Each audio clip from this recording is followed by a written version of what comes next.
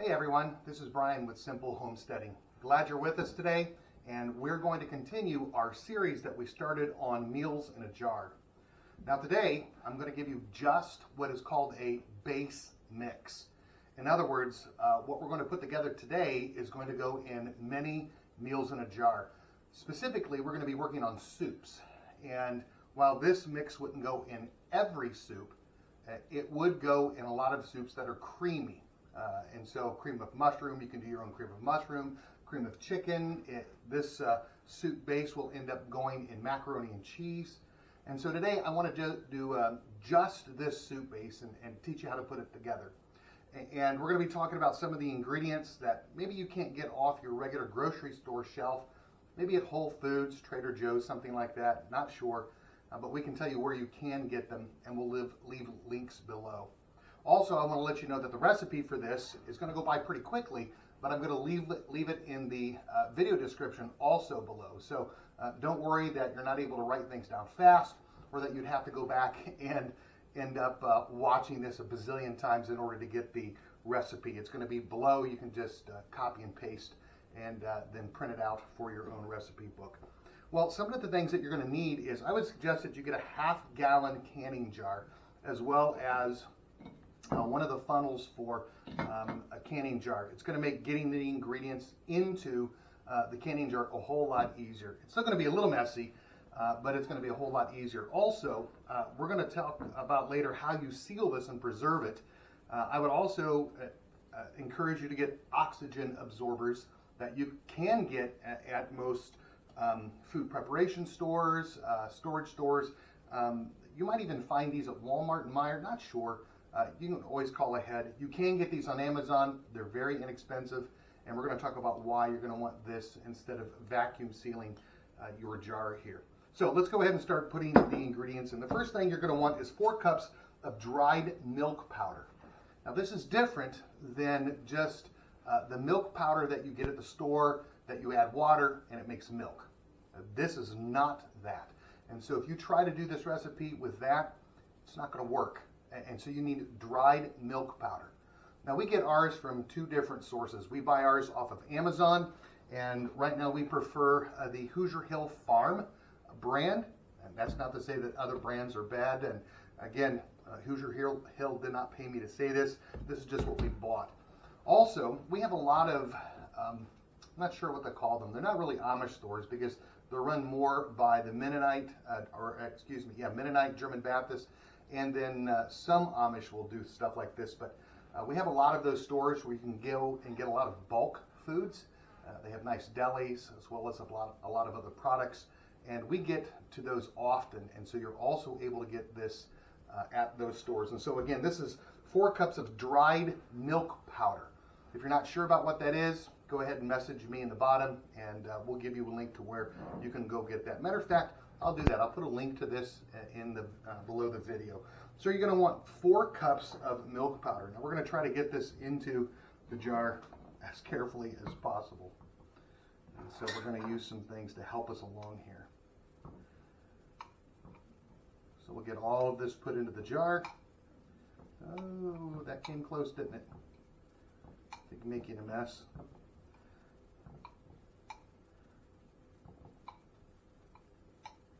We'll get this all put in there, nice and neat.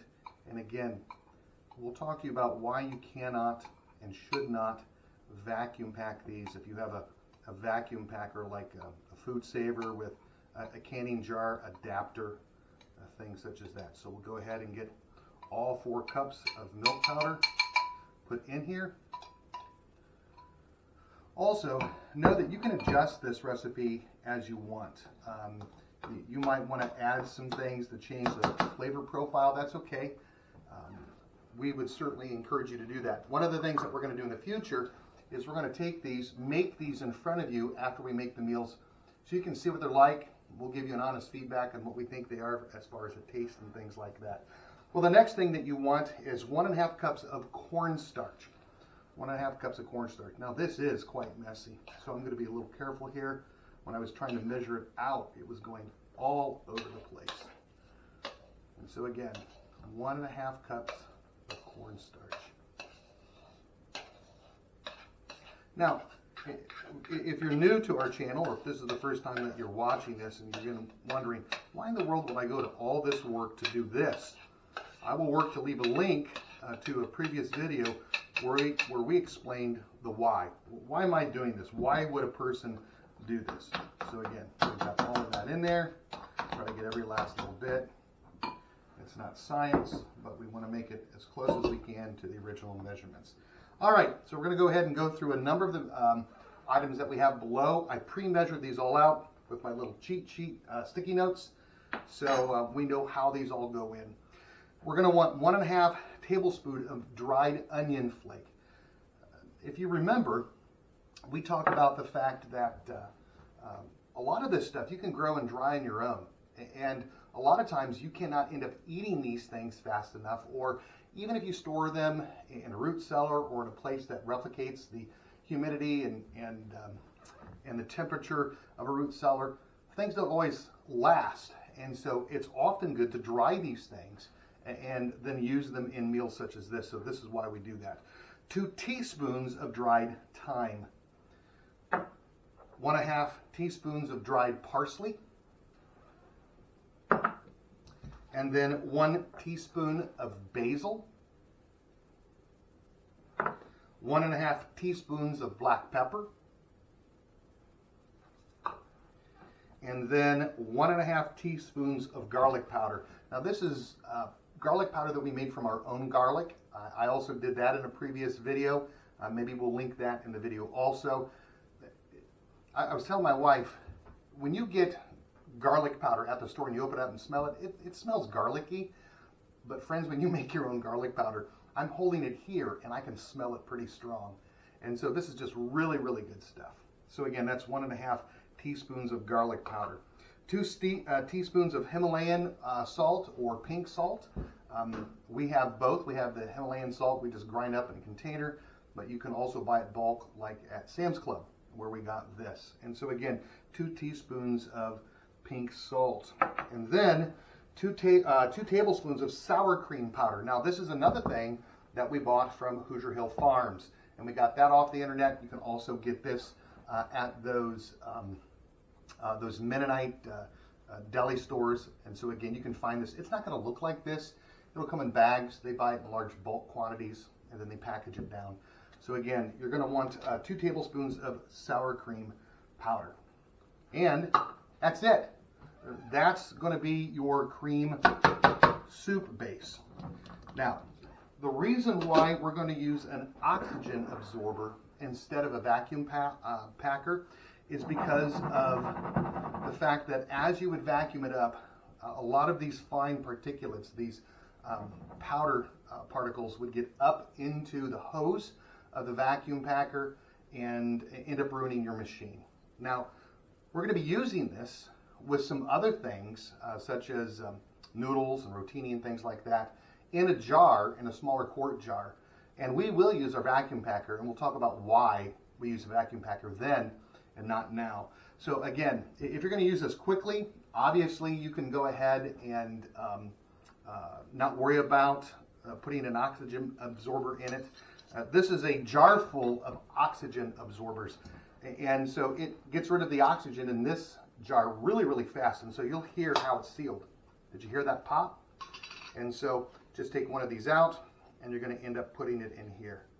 I tell you what, before we do that though, you're going to want to mix this up really, really well. What I'm going to do is just shake it up.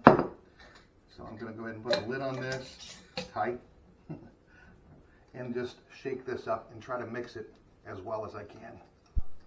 And when the jar stops, parts of me don't. I just keep shaking. So we'll get that all shook up. And if you're not sure about how well it's mixed later on, before you start scooping things out to make your other soups, you can feel free to shake it up and mix it some more if you want. You can also put this into a bowl, mix it up with a fork, and then put it into your jar if you want. Again, I've got enough headspace that I think it's just good enough just to be able to shake it like this. All right, so I've got that done. I'm going to go ahead and drop one, maybe I'll drop two 2 oxygen absorbers in there, and this will end up sealing itself. Obviously, when you scoop this all out, make sure you don't put an oxygen absorber in one of your jars. That would not be good. All right, I think that's about it. What we're going to do in the next video is show you then how to take this base and make other meals in a jar. Again, if you liked this video, hit like. If you would like to stay up on what we do on this channel, subscribe. And then if you don't want to wait for when we post one and keep coming back every day to look to see if we put something new, hit the bell button on the side and you'll get a notification about when we post a new video. I want to thank you for being with us today. Hope you have a great day, and that the Lord just continues to bless you richly. All right, thank you. You have a good day. Hey, I just want to thank you all for being very patient with me. I got some new equipment for Christmas, still learning how to use it. And so I kind of chopped off the top of my head through this video. However, I just want to thank you for your graciousness and being patient. I'll get this learned at some point in time. Here on our little home, we've experienced some snow. The first significant snow for the year. It's just kind of pretty to watch out the back window. Again, I want to thank you for being with us, and as I said earlier, you just have a great day. Goodbye.